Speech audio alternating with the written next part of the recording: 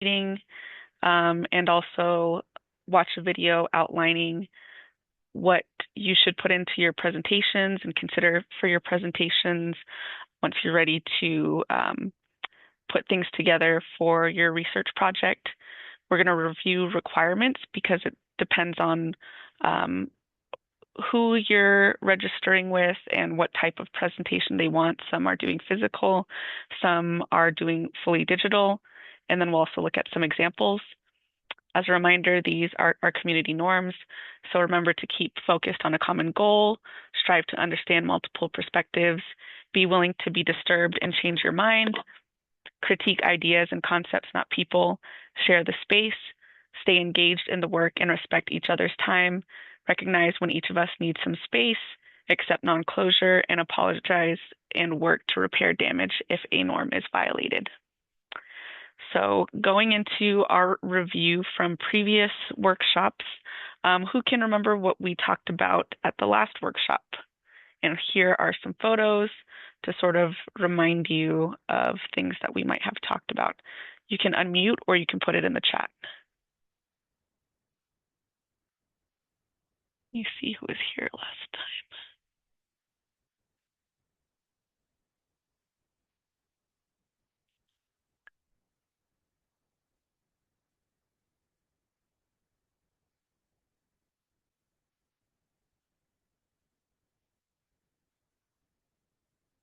Who recalls what we talked about last week? Not last week, 2 weeks ago.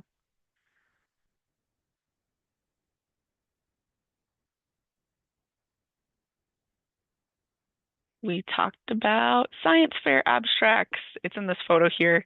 And then this bottom photo is basically one that, like an example that we used to identify the different areas in the abstract. So you can also put in as a guest in the chat if you weren't able to attend the last meeting. Yes. Brianna remembers PPRC, and PPRC stands for Purpose, Procedure, Results, Conclusions. Yep, right here. This top part is background, which sort of builds on the purpose. But yeah, that's the layout that this individual in this video talked about in talking about abstracts, things to include here. So very good. So going back to what I was saying before, if you weren't on the meeting last time, you can put in a guess. What is the maximum word count most times for science fair projects? The maximum word count. 250. Yep. It was put in the chat, 250. Great. And in this example that's here, when counted, it was 222 words. So just to reiterate, you don't have to hit 250. You just have to be under 250, which speaks to the need to be concise and clear when writing your abstract. And having less sometimes is a little bit harder than having to hit like a larger word count, because you have to really identify what's important, things that you want to highlight, the takeaways. And so it takes a few rounds of editing sometimes to make sure that it's under 250 and also to make sure that it's very clear. So this is in reference to an abstract, which is the sort of summary that is at the very beginning of either a research paper or in what we're talking about today would be for the research poster. And it's something that's submitted at science fairs so that judges, people who are giving awards, and the other people, so just your peers, they can read this abstract and know exactly what your project is about. So 250 words is not for the entire project overall, it's just for the abstract. And so for instance here, this individual talks about gas and oil and why it's important, and then they basically go into therefore this is why I'm going to look at the burdens associated with existing pipeline infrastructure in the United States. This procedure underlined here basically says what they looked at. This red portion here is the results, and then here's the conclusion. So it's sort of like that bite-sized overview of what your project is about. So your whole project doesn't have to be under 250, just the abstract. Great question. Any other things that I may have missed when talking about this review that you think is important I should bring up now, or any other questions? Very good questions. Keep them coming.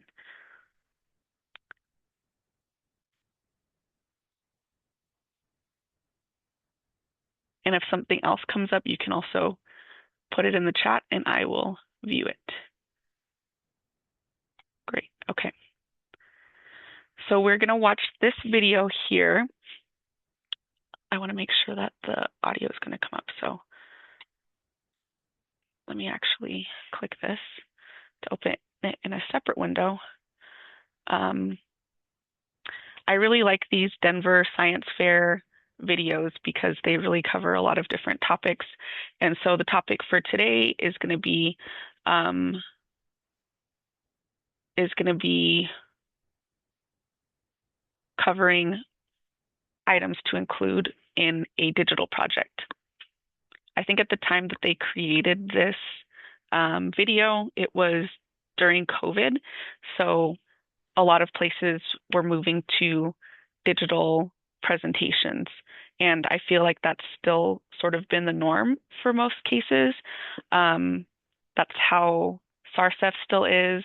But regardless, if it's digital or a physical poster or poster board, the topics that you would include are similar and pretty much the same, except I believe in this video and in other parts of the workshop, as we continue, there might be some more specific things like the maximum amount of slides that you can have, which wouldn't really make sense for a poster board. But other than that, things are pretty similar. Also, the rules are similar in terms of what photos you can include, your references, and different things like that. So here we go. I want to make sure that you all can hear. If someone can confirm that you can hear the video, and then I'll start it over.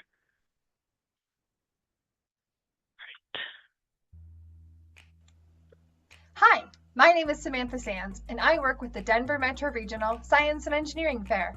In this video, we will provide some tips. Can you hear it?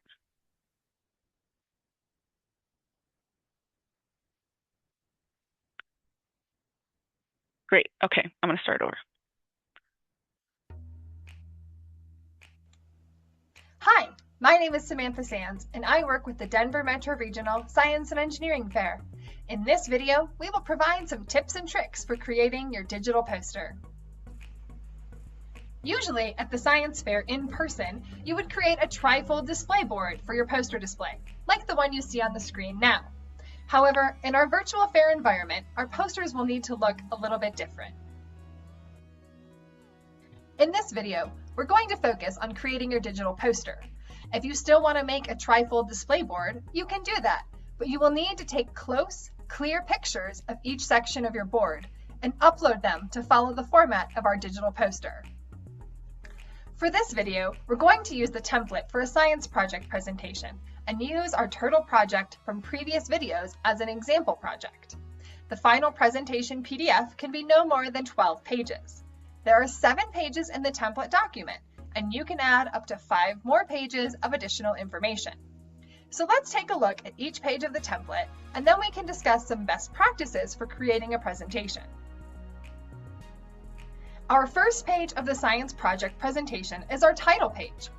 Your title page should have your project title, your name, and your project ID number. You may also want to include a single eye-catching image of your experiment or project. Even though the digital poster is different than your trifold display would be at the in-person fair, you still want your digital poster presentation to be visually appealing to your audience. The second page is your project introduction. Use this page to answer the question, what is your research question? Explain what is known or has already been done in your research area. Be sure to include a brief review of relevant literature. If this is a continuation project, a brief summary of your prior research is appropriate here. Be sure to distinguish your previous work from this year's project. And don't forget to include a description of your purpose, your research question, and your hypothesis. The third page is your methods section. Explain your methodology and procedures for carrying out your project in detail. What did you do? What data did you collect, and how did you collect that data?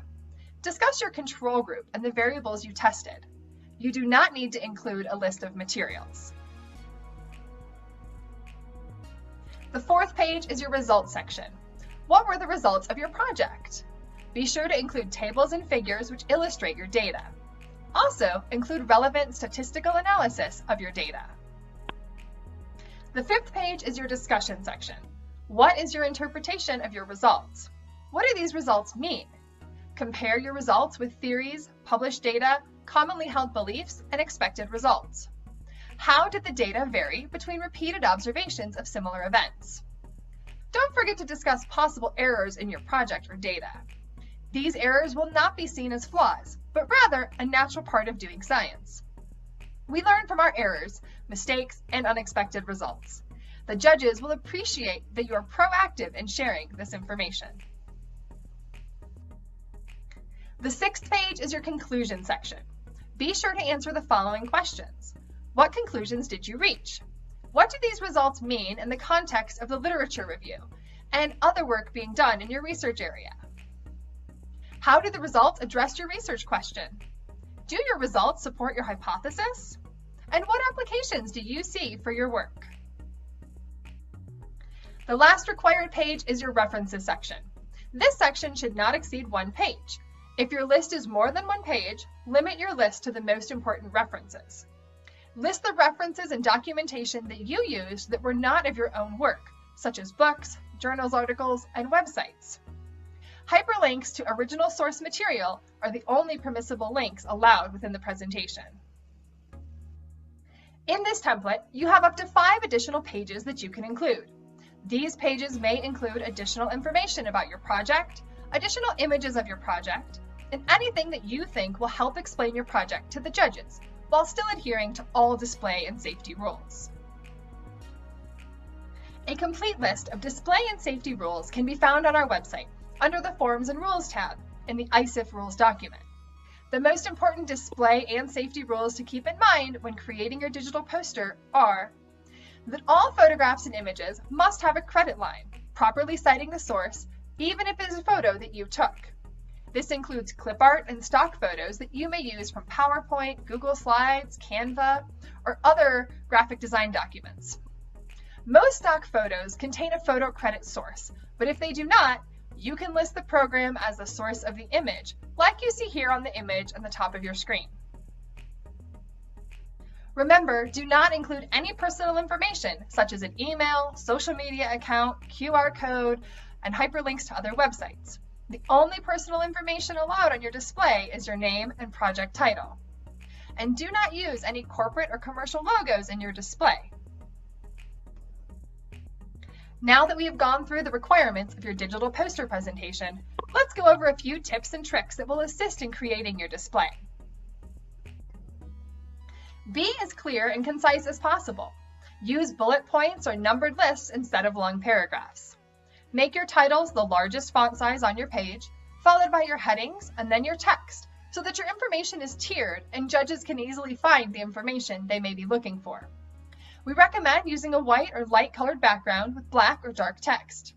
This will be the easiest format for your audience to read on a computer screen. If you do choose to add color to your poster, be aware of common color deficiencies and account for appropriate contrast. Images and graphics should support your content, not distract from it. It is tempting to fill up your poster, but white space is your friend. Do make sure to include some images in color to make your poster visually appealing to an audience. A well-designed, memorable poster will also help you stand out from other projects. And lastly, have a few people, such as your parents, adult sponsors, teachers, or friends, review your digital poster before submitting it. Ask them to double check for any spelling errors or mistakes, and ask them to provide critical feedback about your display, including how easy was it to read? Were they able to quickly and easily find information about your project? What questions do they have after viewing your display? And is there additional information you could add to help answer these questions? Receiving this critical feedback and review from your peers and mentors before submitting your presentation will ensure that you're putting your best display before the judges. You will be surprised how many edits you will find when someone else looks at your work. And receiving peer feedback is a critical part of the process of doing science. A full materials guide is available on our website that contains all of the information we presented in this video, as well as information about the additional materials you can submit for your project. There are also many other resources on our website that will help you design your digital poster presentation, including PowerPoint and Google Slides templates, and a helpful guide to poster design from the Auraria Library. Thank you for watching. Stay tuned for our next video, which will help you create your project video. For more information about the science. All right. I'm going to stop sharing and move back to our presentation. But as I'm doing that, if you can start thinking of things that you remember or learned from this video. What are some things that stood out to you that you think are helpful to keep in mind?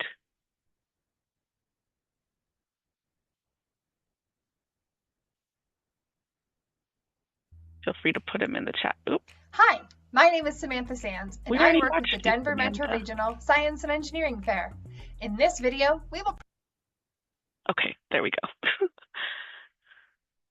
All right, in the chat, feel free to put things that you learned from this video.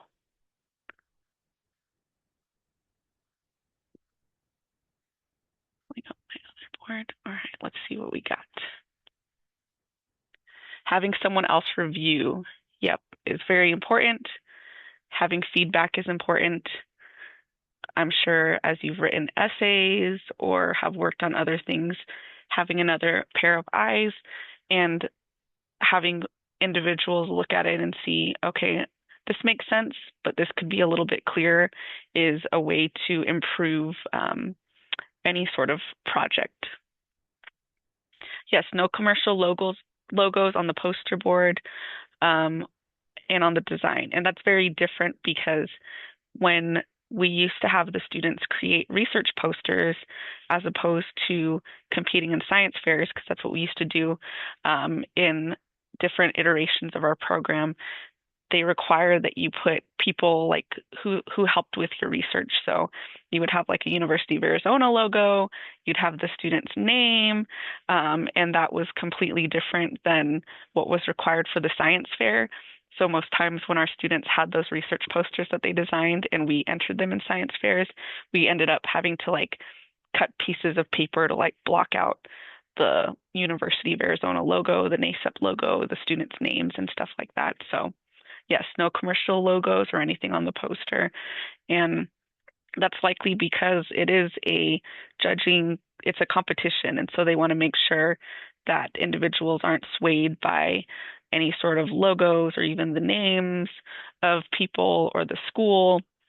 You never know. They want it to be fair. So good thing to point out. What else? What else?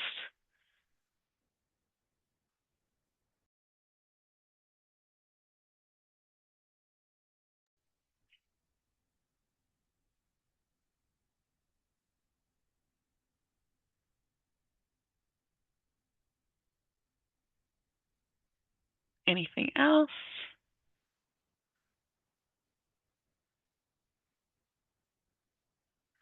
Oh, be appealing. I missed one of the messages. Be appealing in your presentation. Yep. Visually appealing was one of the things mentioned. You want it to be eye-catching so people are like, oh, what is this project about? On the other side of that, oops, didn't hit my mic. On the other side of that, um, they also said blank space can be your friend.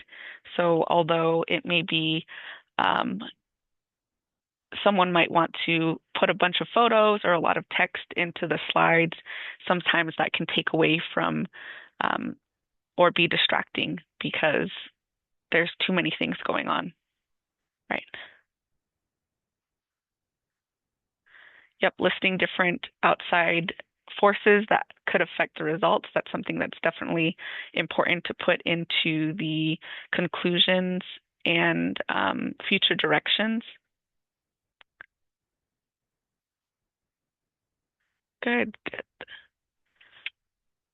I'm going to show what I listed, and I think you all covered pretty much everything that I've said here. So that the poster has to be visually appealing. They discussed the required areas for the presentation. So the outside things that can impact the results, introduction, all those different things, references. Who remembers what they said about references and hyperlinks?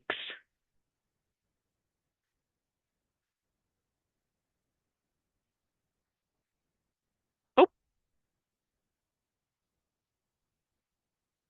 so you're probably putting it in the chat, but one of the things that they talked about, which is true for other science fairs, is um, hyperlinks are okay in the references, but you wouldn't want to have hyperlinks in other areas of your project presentation.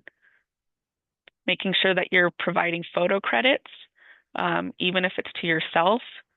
I saw that I didn't realize that that little turtle that I've been using and referencing when talking about the uh, turtle example that's used within the Denver videos, that Mohammed had drawn that. And so I don't know if you all noticed during the video, even that drawing had a reference under it, and it said like hand drawn by Mohammed, I think. Um, Mentioned do not include personal information or corporate logos, which you all said. Be clear and concise. Yep. You can use bullet points if you're trying to make things not as text heavy, and you can also use different font sizes to signify subheading, headings, different things like that. And as we continue, there are some specific font sizes that different science fairs will require. So like you can't go under a certain number because they want to be able to read it. And if it's too small, then they wouldn't be able to. White space is your friend, and also have others review for feedback. So, yep, that is what I heard from the video. If there's anything that you think I missed, feel free to put it in the chat. So we're going to continue on with discussing how to create this digital slide deck for presentations. So these three here are logos for Google Slides, Microsoft PowerPoint, and also Keynote. When you started the NASEP, not the pre-assignment, but the research project guide, we also linked you to one of these already. Most people were using Google Slides, but you do have the option to use Microsoft PowerPoint or Keynote. For Microsoft PowerPoint, some places require, I think I get it for free as a staff member here, but it's not always accessible because of the licensure. So you may have to think of an alternative through one of these free resources, or seek out a place like a library or at your school if that's what you're choosing to use. And Keynote, because you all have iPads, you should be able to access Keynote on your iPad as well. So important things to include, we heard some of that from the video, but key information documented in your notebook or your notes that you took throughout the conduction of your research project, and also based off of what the results are or what your outcome is, how to best summarize and communicate the most important parts of those items into the research project presentation. And because of the need to be concise and clear, to be intentional about what it is that you include, to make sure that others understand what the purpose of your project is and what the outcome was, and your future directions. So this is an example of like a trifold board. I'm sure you've used this in other presentations. And there's some places that might still allow for physical project boards. I believe at SARSEF, they still had a digital presentation required, and what they did was just print out the different sheets from your digital presentation, and then they affixed it to these trifolds. So in that way, they still had like a digital and physical board, but it's very important to look at your submission criteria for where it is that you're competing with. Most times they'll have height requirements. There are certain things that they say you can't attach to it. So it really depends on, again, the science fair that you're competing in. And to reiterate, SARSEF requires a digital presentation. So if that's the one that you're going to be doing, take note to what SARSEF is saying the needs are for the digital presentation. So this is from the SARSEF website. So you have to create a multi-page PDF of the project. So whatever format you're deciding to use or program you're deciding to use, it has to be saved as a PDF when submitting. So you're not going to be able to save it as a PowerPoint, Google slide, Keynote, or anything like that. I think that it limits you to only upload PDF documents. Even if you have something in Word, I think it has to be put into a PDF. In the Denver video that we watched, I think that they said that their template had like 11 or 7, I can't remember, slides, and then you could have 5 additional slides. Well, for SARSEF, they have a maximum of 15 slides.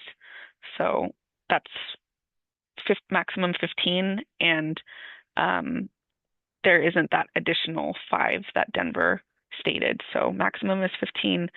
Their minimum font that you can use is 14. And if you have like a table, or if you're using it to reference photos and whatnot, you can go a little bit smaller, down to 10.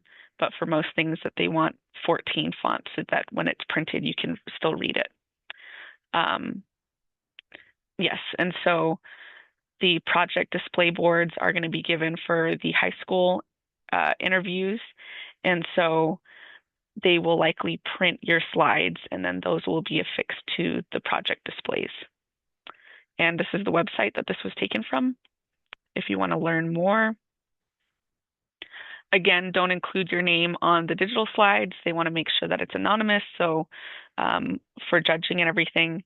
If you're using a physical board, in other instances, like not for SARSEF, you can put your name on the back so that it's not like within the front display.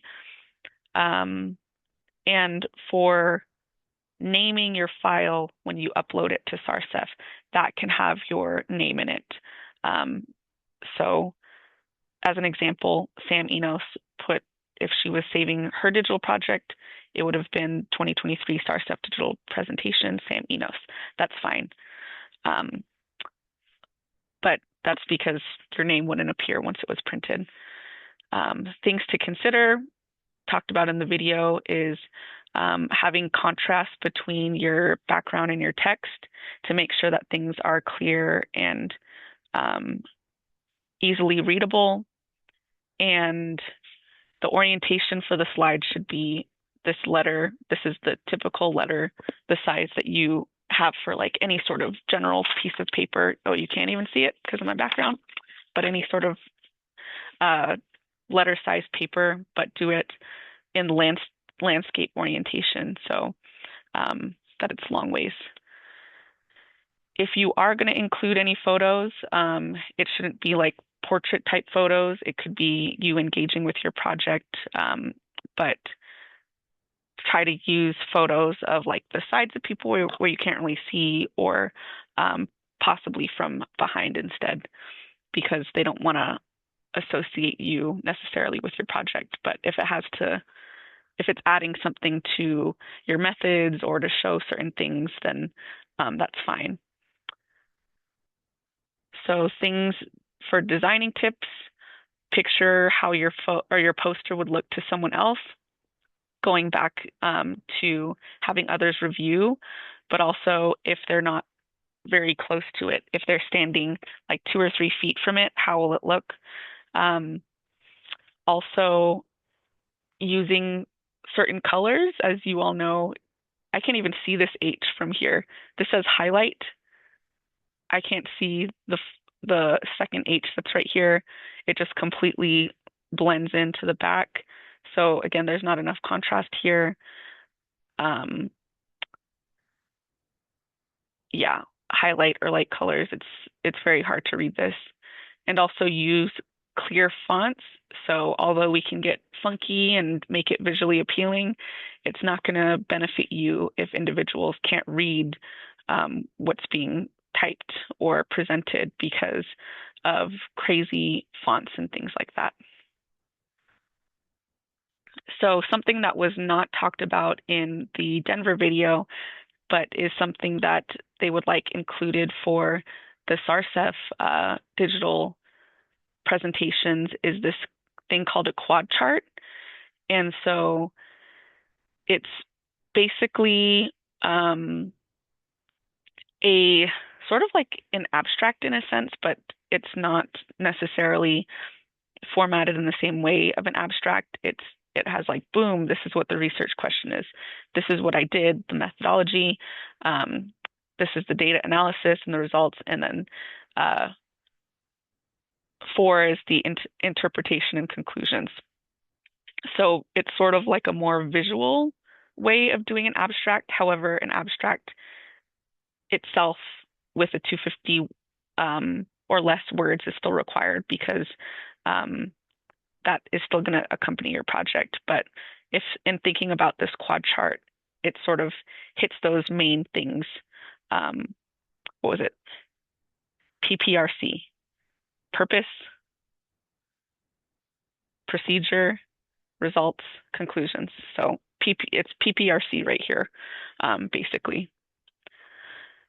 And for this slide, the minimum allowable font is 13. Again, if you're including tables or graphs or some sort of image citation, it can go down to 9. And the quad chart should not include references, acknowledgements, or any sort of bibliography. And for the SARSEF entries, these are the areas that they want to make sure that you hit. So that title card, the quad chart, introduction, the question, problem, and predictions, the investigative methods or procedure, results and data visualization, and discussion and interpretation, implications, and ideas for future research and references. So those are the areas that you have to hit within that 15 slide maximum. I'm going to switch my screens really quick to share the website. So this is the SARSEF website here that has some information about creating the projects. So within here, it has those quad chart instructions. So that was what was included. So if someone's doing something with math and computer science, it might be a little bit different. Q2 is framework versus here where it's like methodology. And then engineering, the project design, because you're designing something. So this gives a little bit more in-depth instruction. Information here for the intro, for the question. Just a little bit more details here. And this is basically what we talked about in our slides already. So I'm going to go back to the other presentation.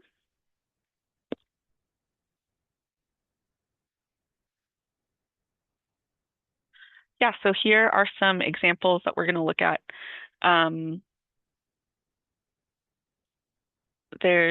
These are both examples from NASEP students from previous cohorts. So I'm going to share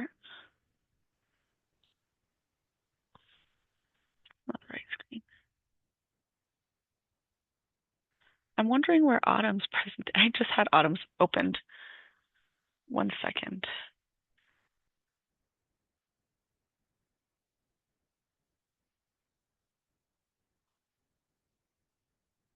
Any questions so far as I'm looking for the examples?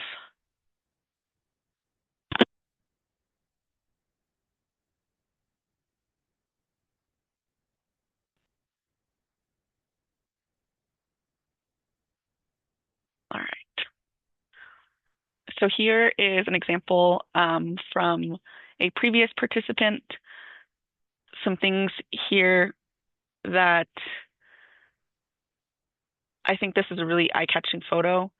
This is someone from the side. You can still kind of identify who they are. So maybe for other presentations, maybe something that's a little bit less visible of whoever this is. But it's a great photo because it's eye-catching and shows where they're taking samples. It shows a community well here.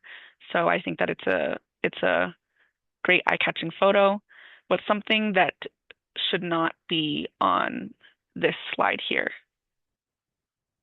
that we just learned about from the video.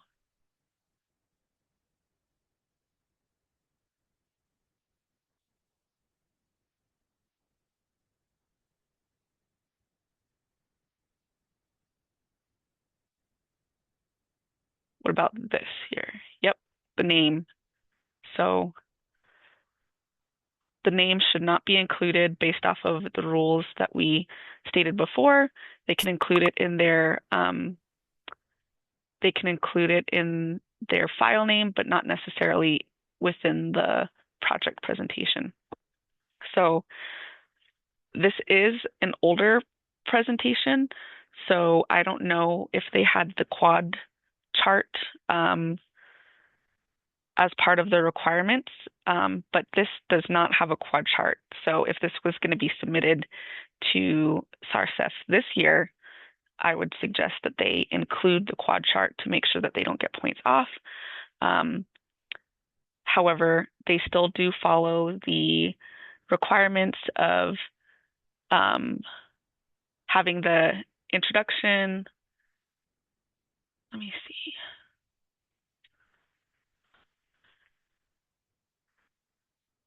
Something that Denver stated is that individuals don't have to include a materials list. They could just include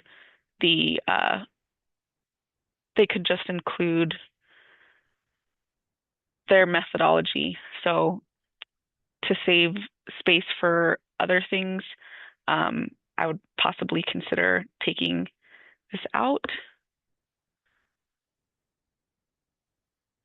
However, I'm looking at the SARCEF website right now, and they do want a materials list, step-by-step procedure and materials. So again, it's important to know which science fair you're entering in and what their requirements are. So if they were going to be in the Denver one, they could take this out to save space, or if they're doing SARCEF, they could keep it in. This provides background information on the values that would be wanted because individuals might not know what the baseline is in terms of that. This is the procedure. Through PowerPoint, they were able to create this step-by-step method here. Oh, something I didn't even include, and I think a lot of students nowadays use is Canva. So if you want to use Canva for your presentation, you can too. I know that they have some stuff behind paywalls, but they get kind of fancy, and the clip art things and whatnot are pretty helpful in there too. This is where they did the first one of their first tests, and I like this photo here because it includes the well location. Um, same here, same here. She included photos of what the water samples looked like. I think she only had three places that she selected. So these are the looks of the different water samples that were taken, the colors, the bacteria tests. She created this and put the different sample numbers here to include where they were in terms of pH levels. So what went well? I don't know if this is something that she stated verbally, um,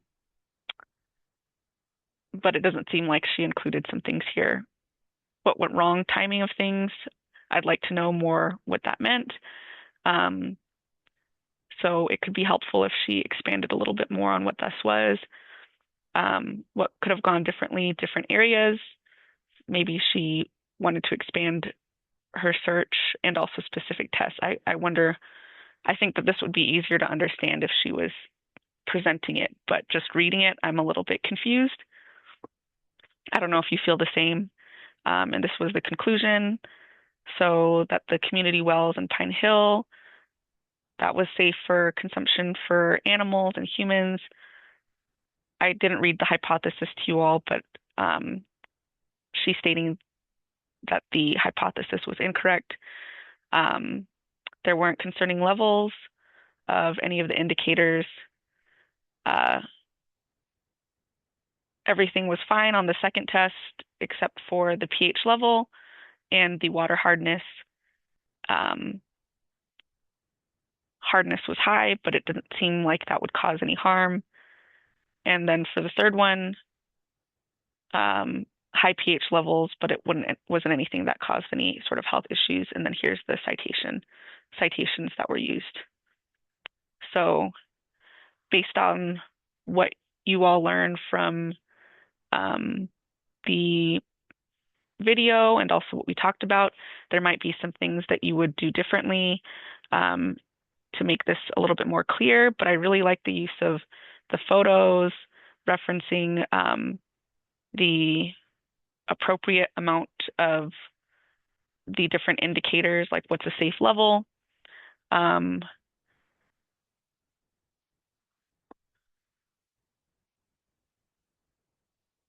Yeah. Other things in here, depending on where she was competing, she's at 18 slides, which would be over for SARSEF. So also thinking like, what are some things that could have been pared down? Was every single slide necessary? If so, could some things be combined? Really figuring out how to be concise and also clear. Great. Any comments on that presentation or questions? I'm going to switch to the next one. But anything that stood out to you?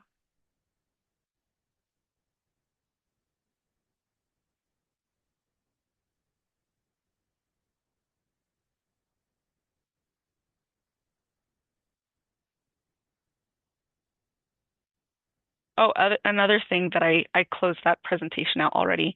A lot of photos were used, which I thought was great because it made it visually appealing. However, there weren't any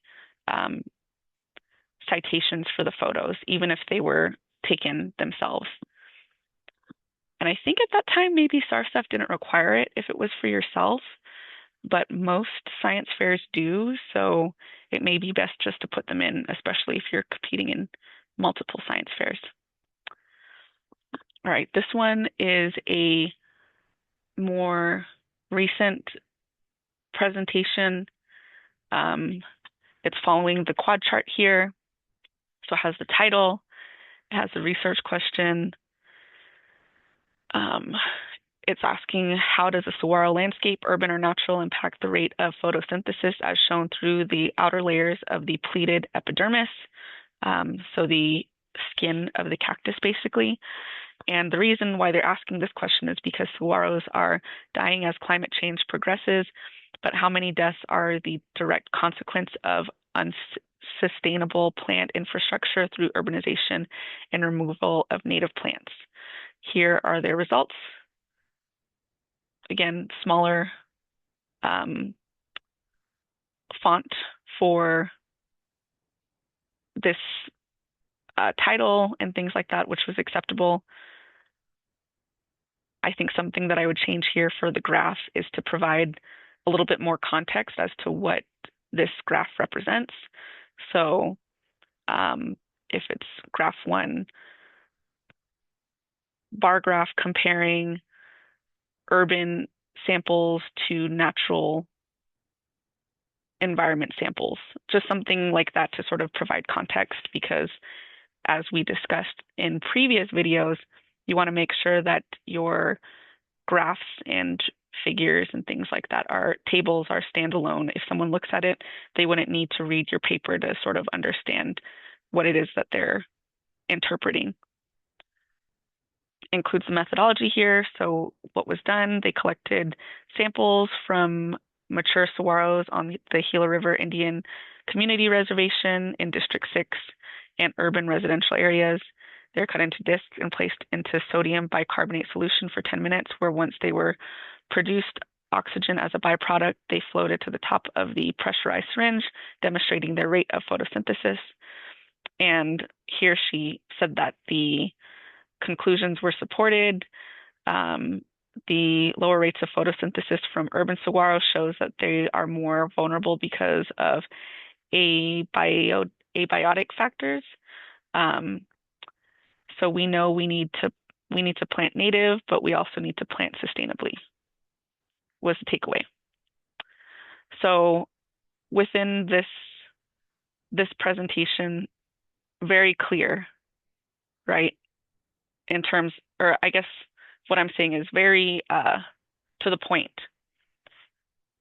They don't have any sort of color for the background slides. It's white on black. Could they make it more eye-catching? Possibly, but again, white space is your friend. It's also already very text-heavy, so maybe adding a photo here wouldn't be the best thing because there's already so much text here. Again, a lot of text on the white background with black lettering, so straight to the point. Here's some photos again. What they could do differently here is include their citation from themselves, because it looks like these photos were taken by them and not sort of online photos or stock photos. So citations would still be needed for here. Images of comparisons of the natural environment test versus the urban environment test. So I guess what we were looking at was how much these little discs float up to the top to show that photosynthesis had happened. Here's figures for the different data that were collected. It looks like spinach was used here, maybe as a control. Yep. And I don't know if that wasn't mentioned in the quad sheet, so maybe I would include that in the quad sheet because that seems important. Here's some more graphs. Samples A, B, sample C.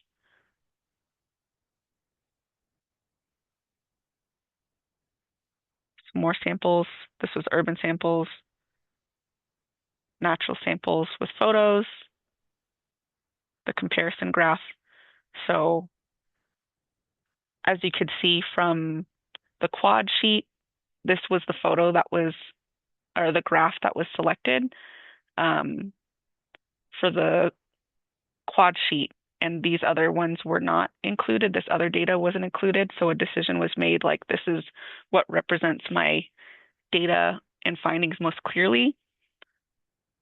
Here's the conclusion, implications for future research, and then the references.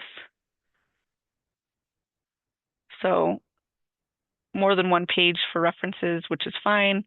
Again, working under having 15 slides. And so since she has 14, she had enough she had enough slides left over to include all of the references.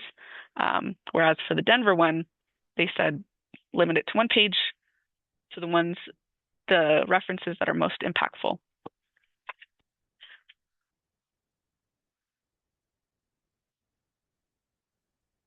Any questions so far?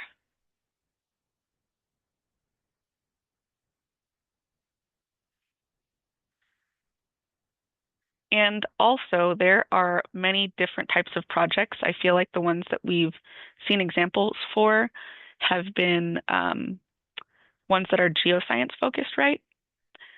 Which makes sense sort of with the water quality test kits and everything that were sent out.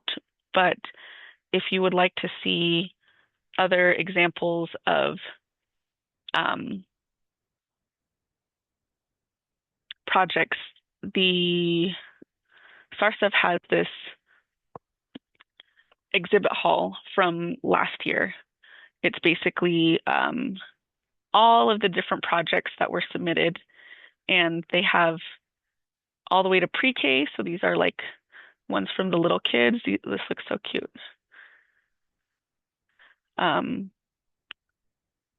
Also, you can filter out to the like high school students. So these are all the high school ones, and these are the different categories that can be looked at. So if you're like wanting an example based on what your topic is, you can look something that more closely mirrors what you're doing and then see examples based on that. And because I went through this already, hold on. This is not the one I was looking at. Sorry, 1 second.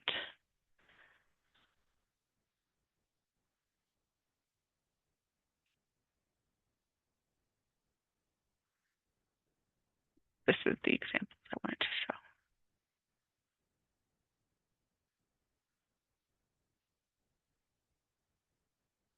All right, so this is for health sciences, I believe, HS. And so this was a grand prize winner, the first grand prize winner. They were also one of the finalists for the ISEF trip and U of A scholarship. They also received a sponsored award. So this is how their project was set up. They had 15 pages.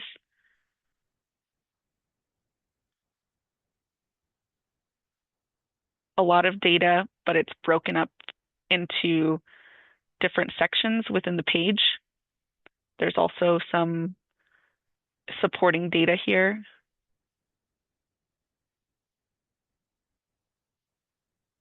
Lots of different images, which I think that they would explain, but the different images have citations here.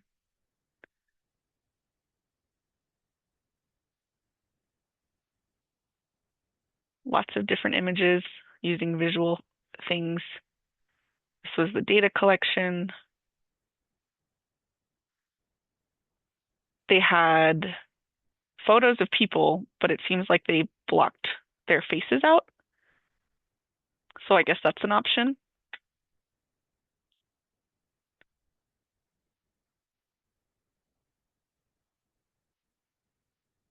Discussions, limitations. So looking from a viewer's point without really knowing what this topic is about, they had a lot of photos. They used this light blue um, background, but had very dark text. So it was easy to read. Things were labeled. Um, they had graphs and whatnot to represent their findings, also um, representations of mathematical equations for how they received or got to their solutions, I guess. So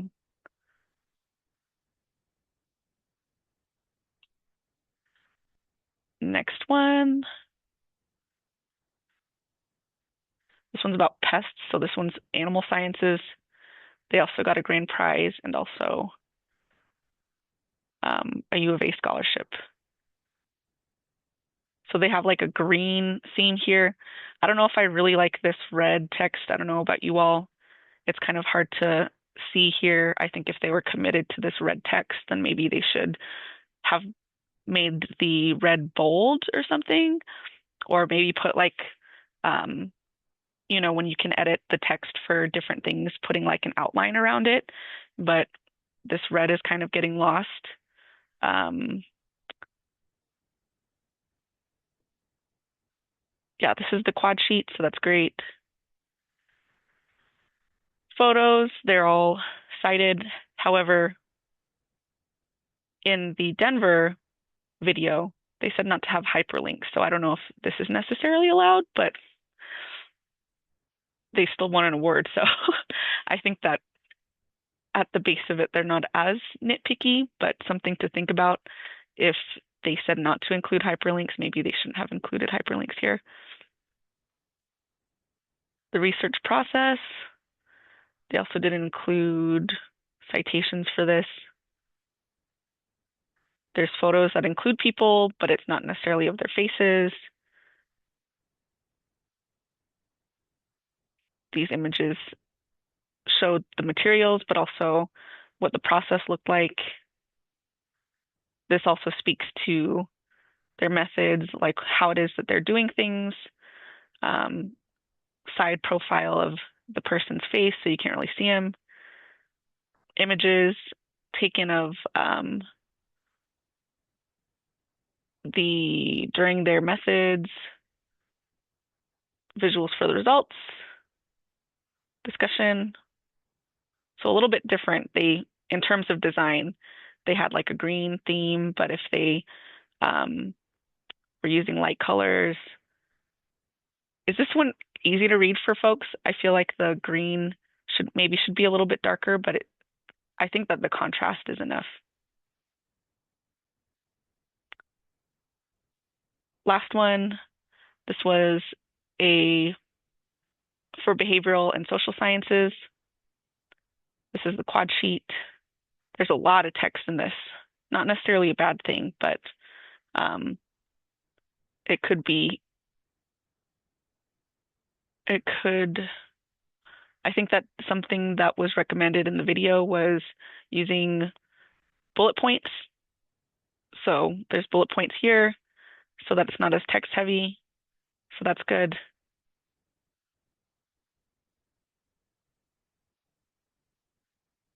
This black background with the white makes it very clear to read. It kind of trips my eyes out a little bit though. Citations, results. I like the titles for the tables here. So goalkeeper save percentage, kicker goal percentage, discussion, conclusions, references. And this only had 11 slides. And this person won third place. So again, you can go back into that exhibit hall and look at a multitude of different project examples if you're struggling or need some inspiration. And again, sometimes just looking at how other people have done things is like, oh, I really like how they did this, or oh, that was a little bit hard to read, or whatever. So I'll change mine to be a little bit more clear. So that's that website. Any questions so far or comments? Are you getting some ideas for photos you can take for your results, or how you would title things, set up your graphs? I hope so. And again, we are here to provide feedback. So when you do actually have your presentation, we can be the extra set of eyes to review and make sure that everything is looking nice and clear. I'm going to share the presentation again. Yep, so that's the virtual slide database.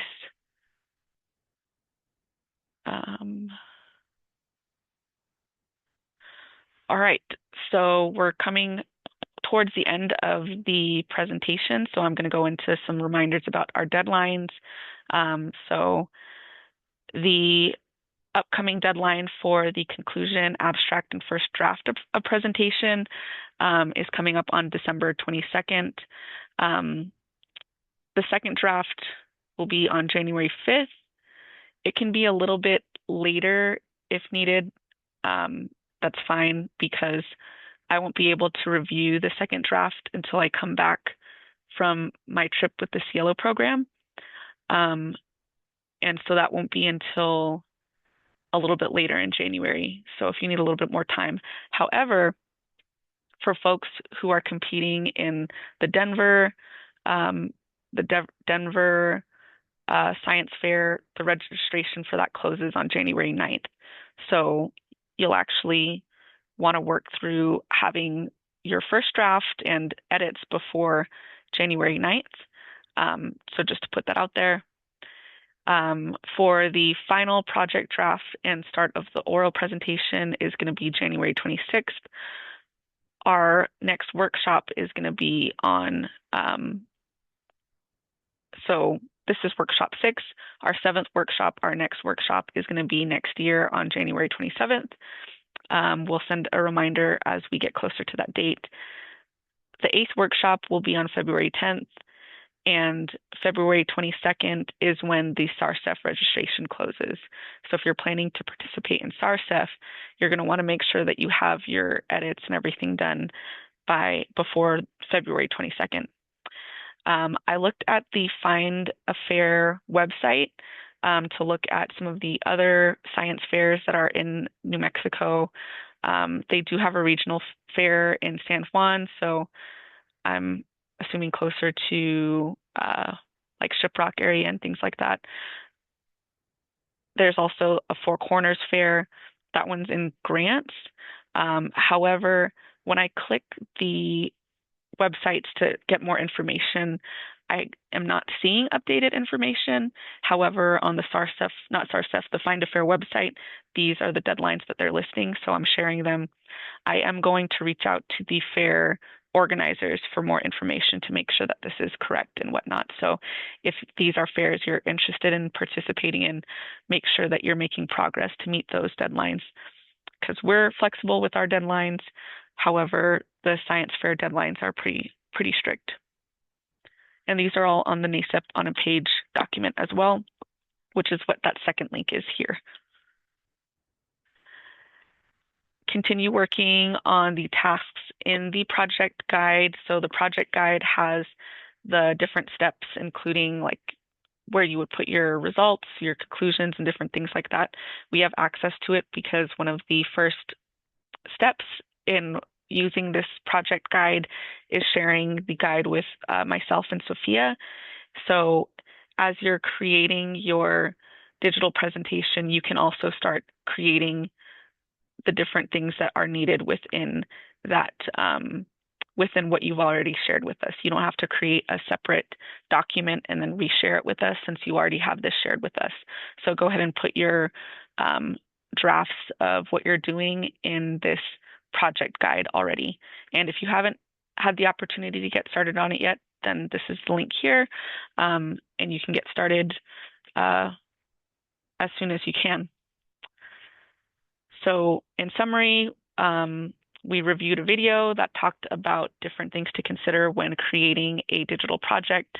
We discussed the different presentation requirements, and we also looked at different examples to help guide you all as you're thinking of what you're going to do when creating your projects. Some things that were sent out recently include a save the date for our closing banquet, which we're projecting to be May 2nd, 2026, and also the water quality test kits that we sent out as well.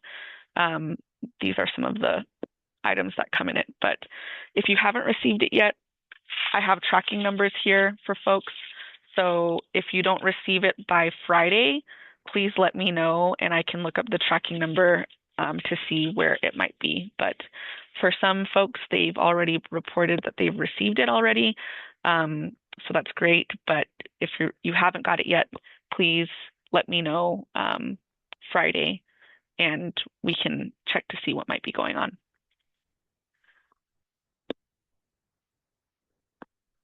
Great. Other folks have gotten it. Okay. All right, so going to the chat to see what questions are there. So confusion on how the image citation works. So for the image citation, you can state where you got the photo from. So if it was like a stock image online, you can include like the website that you received it from. So if it was from, I think someone said that they took the photo of the soccer player jumping from like Sports Illustrated or something. So they put Sports Illustrated. And if it's a self photo, you can say photo taken by and then just put the name there. I think that that's what was done for Mohammed's. Let me actually look up what the requirements are for SARSEF because I'm not certain if they require that you self-cite yourself.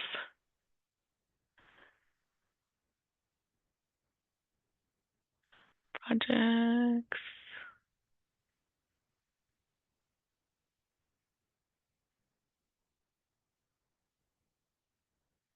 So yeah, if you just put the location or website, or if it was from a book or something under the image, that will suffice for the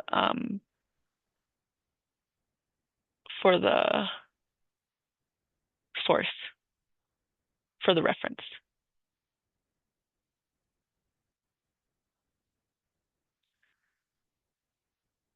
It does say that hyperlinks are permitted if it's to cite the source of an image. So I may have made a comment about someone having a website under their website under a photo earlier, so it seems like SARSEF is fine with that. For the draft. Are you asking for the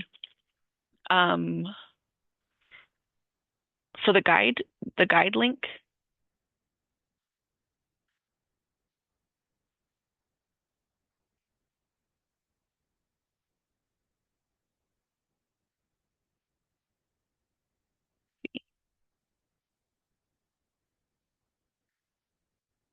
So under the NASEP website here under research, if you go under NASEP research project guide, that will take you to the it will route you to the project guide, if that's what you're asking. I can put it here in the chat.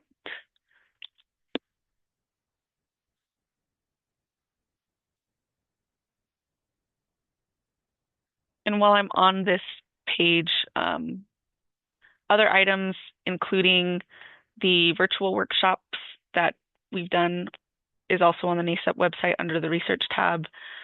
the pre-assignment, if that's something that you still wanted to work on. If you're having trouble figuring out what it is that you want to do your research project on, this could be helpful. That's also under here. Also, some images of different posters. These posters are a little bit different because these are the research posters that we used to do with the students. And so some comments on this, how it's a little bit different than a science fair project submission. All of this down here wouldn't be allowed. All of the U of A, NASEP logo, ACES logo, all that, that wouldn't be allowed in a science fair. And the name, I think we deleted the name for the student, but I'm pretty sure before when this was originally created, it had the name of the student, which again wouldn't be allowed for a science fair submission. But this is another option if you decide that you want to have a research poster style for presenting like at a conference or in the community where possibly PowerPoint or something isn't available, then we can certainly print you a version of this. You would just have to sort of take the things that you have in your digital presentation and just format it into this poster, which is pretty easy. You just use Microsoft PowerPoint or Google Slides, whatever it is, and you just have to make sure that the dimensions are 3 feet by 4 feet or different depending on the requirements for wherever you're presenting. And you would just copy and paste the content because you already have it done within your digital presentation. So yeah, good question. Any other questions?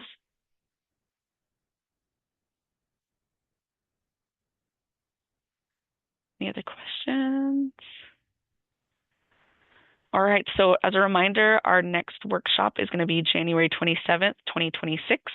We do have winter closure within the university, so we're not working, people aren't on campus. That starts December 24th, and that lasts until January 2nd. So we won't be available during that time. So if you're wanting feedback and things like that, I would suggest having some of that feed or the drafts done before we go on our winter closure time. Yeah, and then this quote is from John S. Harrington. There are no dreams too large, no innovation unimaginable, and no frontiers beyond our reach. If you have any other questions, feel free to set up a meeting with me or message me on Slack. But if there is nothing else, then have a good rest of your evening, everybody. Bye, Carol. Have a good